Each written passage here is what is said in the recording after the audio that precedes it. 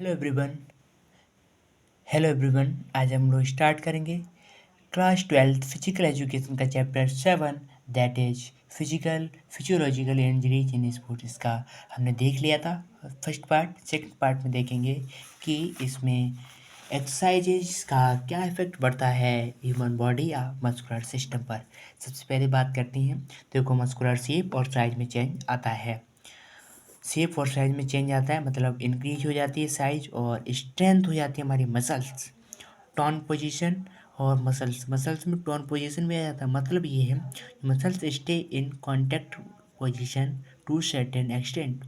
इससे होने में कॉन्ट्रैक्ट हो जाती है पोजीशन में, तो मसल्स वहाँ रुक जाती हैं।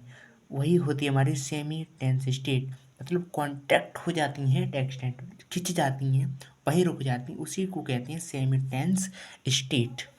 आगे बात करते हैं, कैपिलरीज में भी इंक्रीज हो जाती हैं, जो कैपिलरीज में बढ़ती है, और न्यू मसल्स में भी। तो इसका मतलब ये है न्यू डेवलप न्यू कैपिलरीज। जब न्यू कैपिलरीज डेवलप हो जाएंगी तो मसल्स अच्छे से क्या होगा, कैपिलरीज में जब मसल्स आ जाएंगे तो कहीं के ब्लड रीचिंग अच्छे से आएगा, ब्लड अच्छे से हमारे हर पार्ट्स हर बॉडी के मसल्स में पहुंचेगा।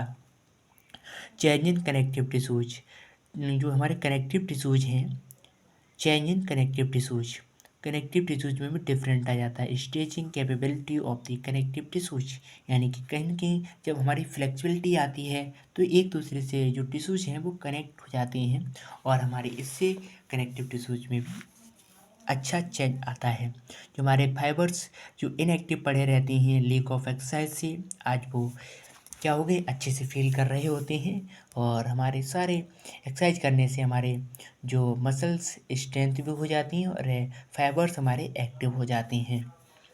और एक्स्ट्रा फैट कंट्रोल होता है, मतलब एक्स्ट्रा फैट कंट्रोल होता है, और क्या होता है, हमारी बॉडी जो फैट होता है वो भी कंट्रोल होता है। रेगुलर एक्सरसाइज करने से ही हो सकता है। इम्प्रूव इन रिएक्शन टाइम में इम्प्रूव होता है, मतलब जब ब्लड फ्लो अच्छे से होगा, आपका स्केलेटन मसल्स अच्छा रहेगा, तो आपके ब्रेन में सोचने की क्षमता बढ़ेगी, और आप क्विक रिएक्शन ले पाओगे, क्विक डिसीजन ले पाओगे। ठीक है।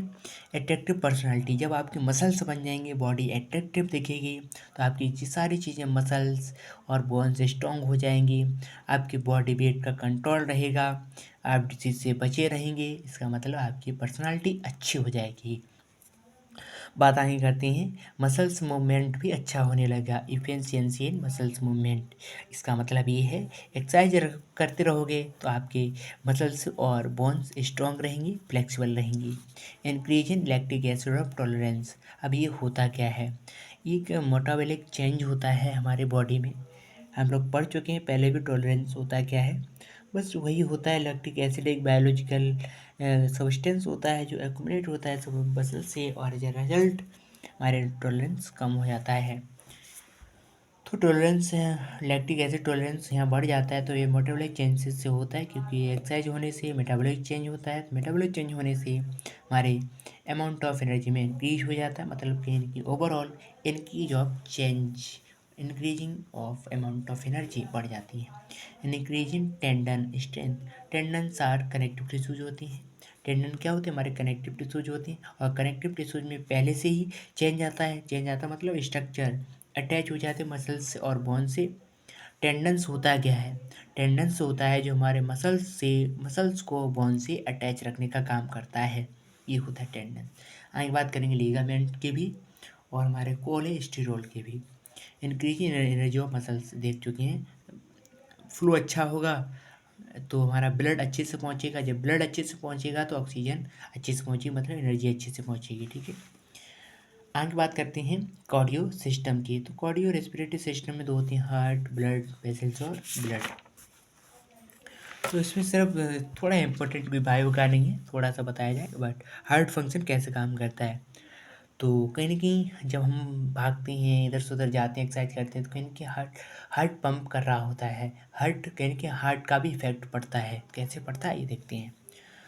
तो देखो, जब हम कोई एक्सरसाइज करते हैं तो कार्डियोवास्कुलर सिस्टम का भी काम ज़्यादा होता है, क्योंकि मसल्स को सब ऑक्सीजन की सप्लाई देने में मददफुल होता है, और कहीं न कहीं ये ट्रांसमिट करता है मोर ऑक्सीजन के लिए और उसको प्यूरीफाई करने का काम करता है।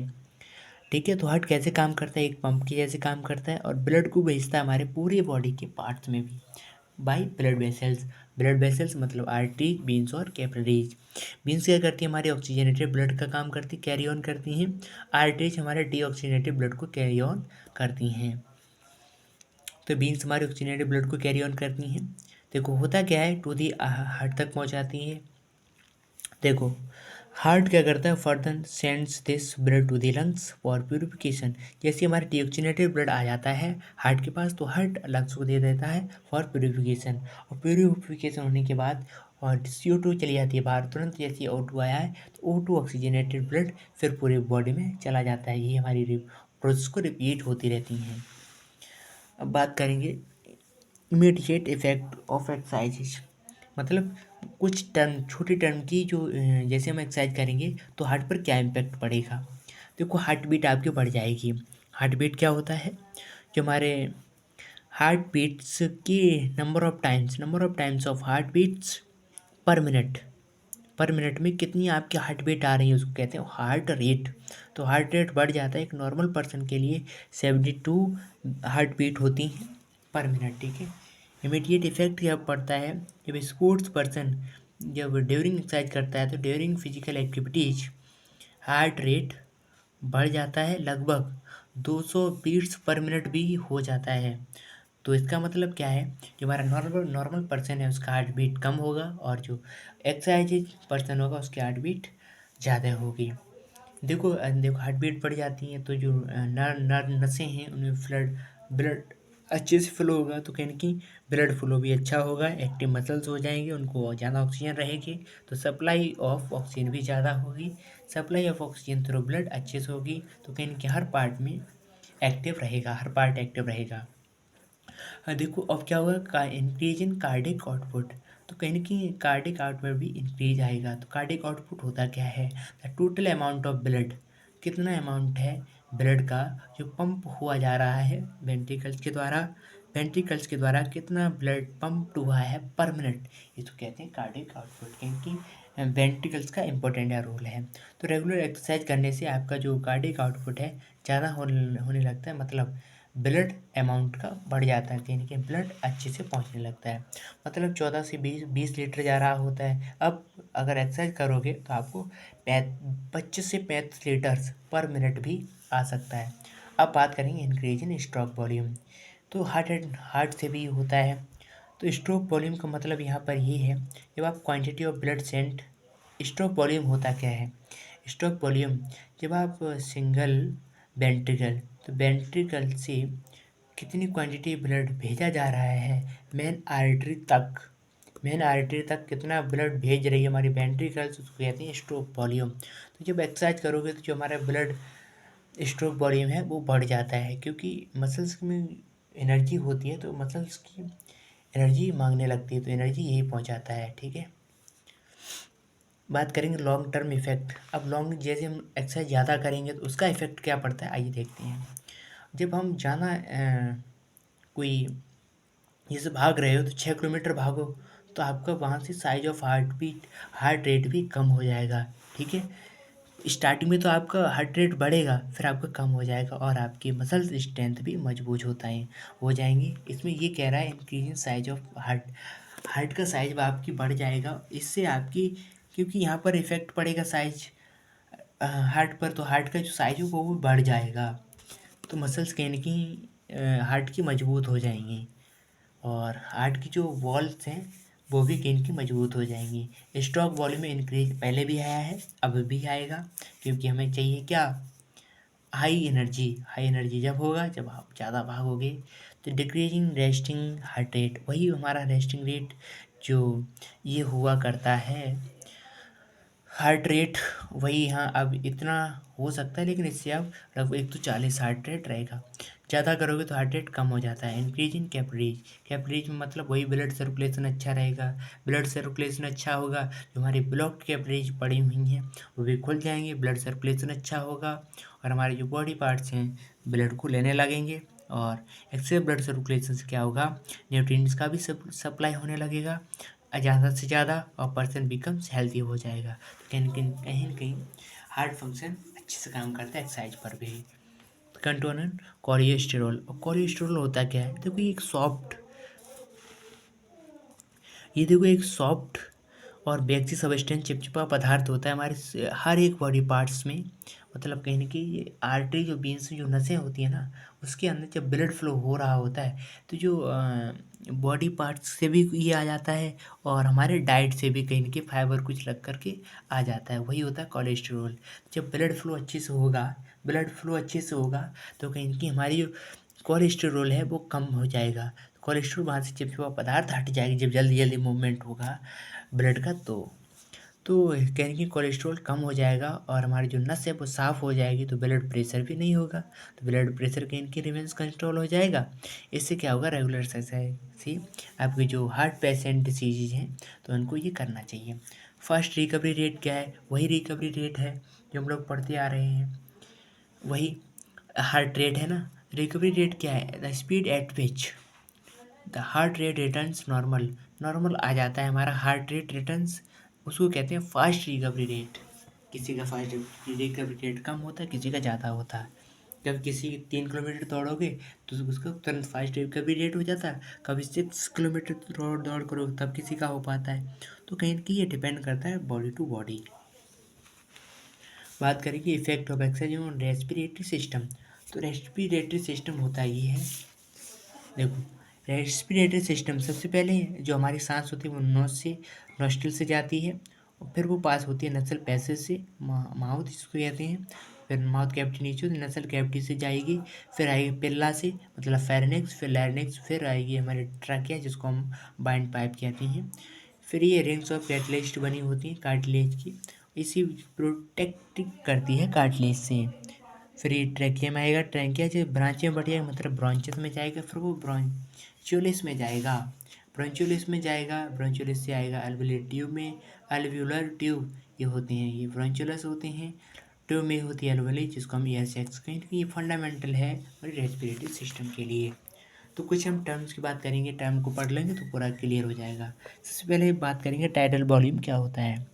देखो इसमें क्या है, कितना आप एयर इनहेल एक्सहेल कर रहे हो, इन और आउट कर रहे हो एक ब्रीथ में, एक सांस में कितनी ऑक्सीजन ले रहे हो, कितनी CO2 बाहर कर रहे हो, inhaling exhaling of air, amount of air, तो कहते हैं टाइडल वॉल्यूम। वहीं से रिलेटेड है minute volume.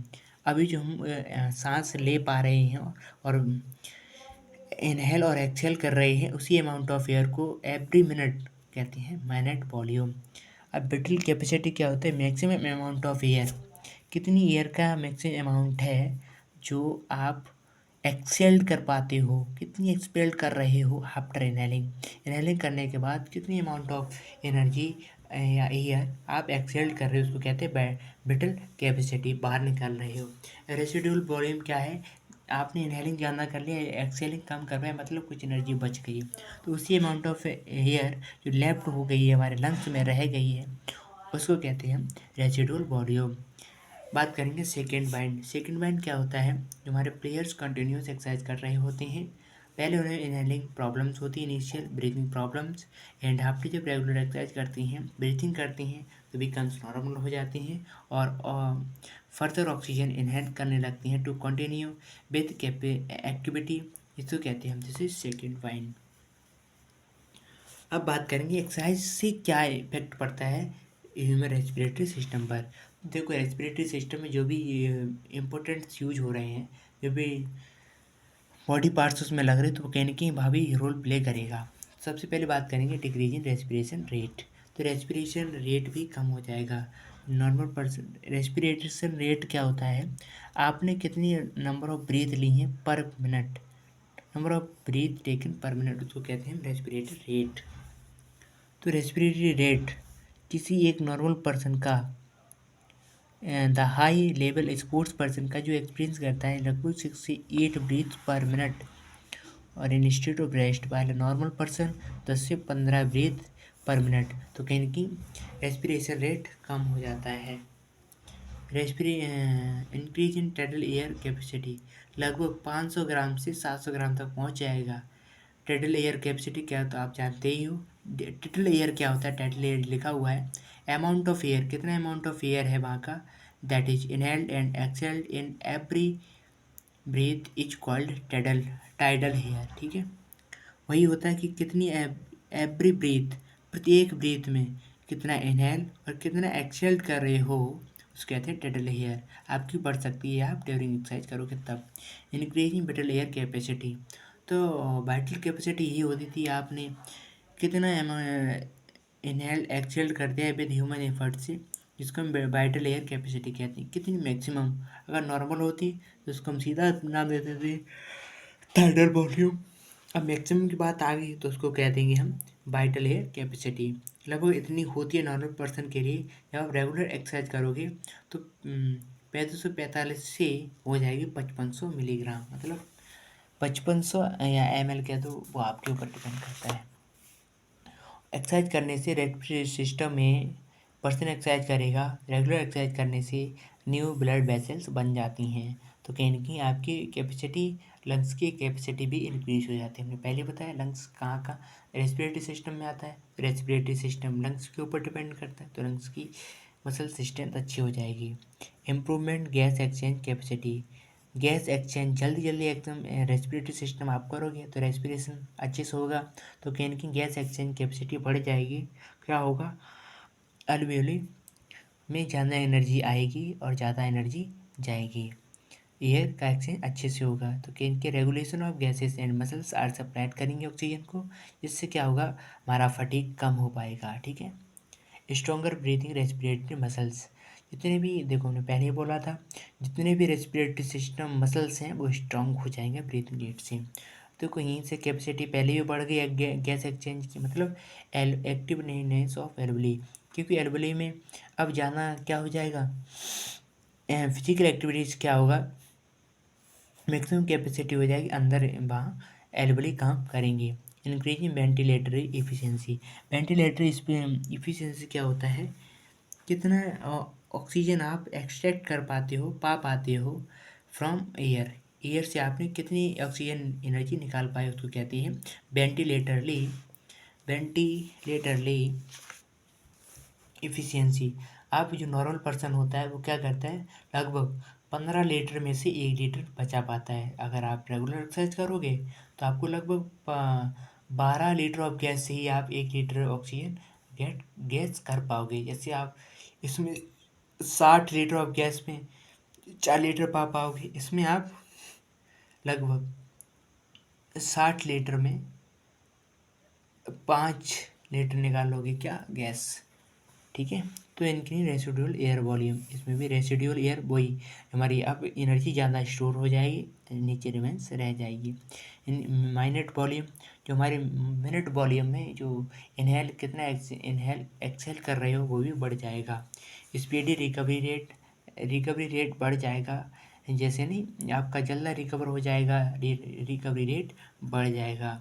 Prevention from disease, ये तो नॉर्मल बात है, एक्सरसाइज करोगे आपको प्रिवेंशन मिलेगा, आप उससे बचे रहेंगे।